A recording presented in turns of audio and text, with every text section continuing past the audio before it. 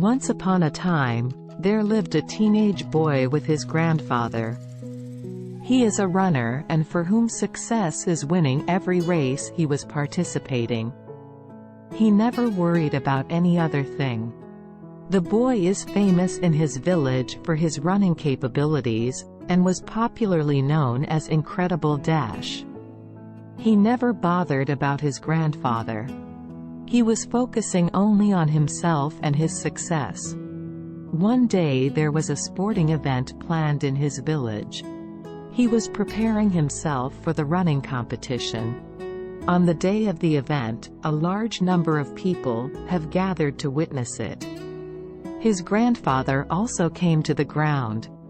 Crowds were eagerly waiting to see the boy race.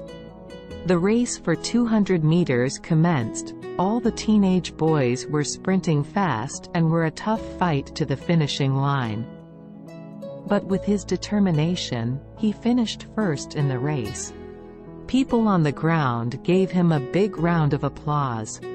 He felt proud and was top of his world. But his grandfather remained calm. After some other events, the race for 100 meters began. This time, all the teenage boys were fitter than the previous race. The race started. He ran full speed and finished the race first once again. The crowd once again gave thundering claps. He jumped all over the ground and was not bothered to give handshakes to his fellow racers. But his grandfather remained calm without any reactions. He pleaded for another race. He was so confident that he may beat anyone in the race.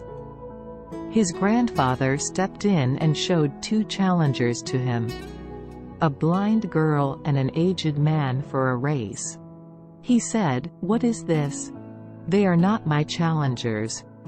Grandfather replied, "Just race." The race started, and he ran fast and finished the race, while the aged man and the blind girl were still standing in the starting line. With joy, he waved his hands to the crowd. But they kept silent, and there were no reactions from them. He asked his grandfather, "Why are people not clapping for me like the previous race?" The grandfather replied, "Start the race again with them. But this time, all three should cross the finish line at the same time." He stood in the middle and held their hands. Race started. They slowly walked and crossed the finishing line. The people on the ground gave a standing ovation. The boy asked his grandfather, "For whom the people are cheering for, is it for me? Or them?" Grandfather smiled and said, "This race which you won right now along with them is much more than the race you have run before. The people did not cheer for any one of you.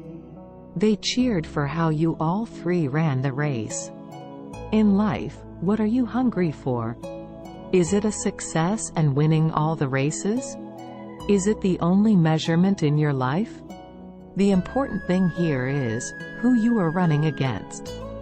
If you keep winning against people who are not your actual challenger, people will stop cheering for you.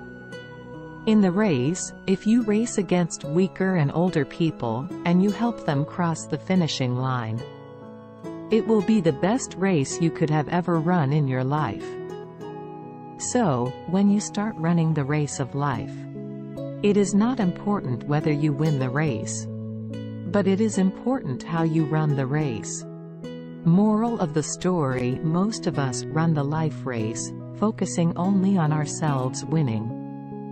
We do not carry the people who need support from us to cross the finishing line. Instead, if we carry these people in the race along with us, there will be a beautiful life waiting for us in the finishing line. The race will be more memorable than the other race, and it is worth every second of it.